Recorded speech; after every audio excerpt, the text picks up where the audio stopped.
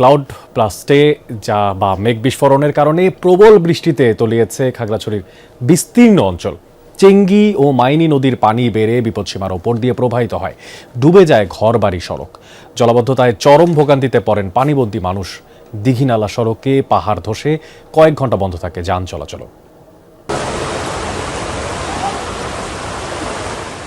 মধ্যরাতে হঠাৎ মেঘভাঙা বৃষ্টি তথা ক্লাউড ব্লাস্ট, তাতে তলিয়ে যায় খাগড়াছড়ির বিস্তীর্ণ নিম্নাঞ্চল। সদরের মুসলিমপাড়ার একাংশ, গঞ্জপাড়া, শব্দমিয়াপাড়া, শান্তিবাগের একাংশ, বটতলী, ইসলামপুর এলাকায় জলাবদ্ধতা সৃষ্টি হয়। ঘরবাড়িতে পানি ঢুকে পড়ে, ফসলি জমি এবং অনেক সড়ক ডুবে যায় পানির নিচে।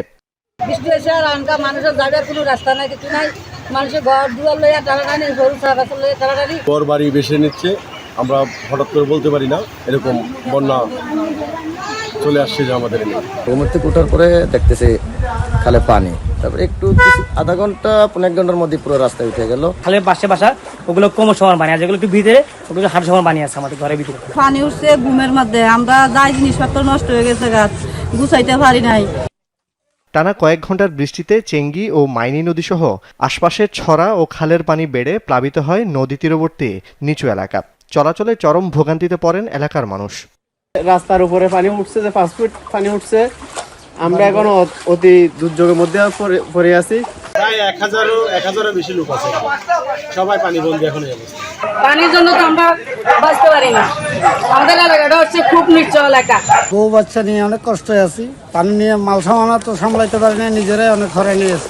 এখন কিভাবে খাওয়া দাওয়া নাই সকাল থেকে।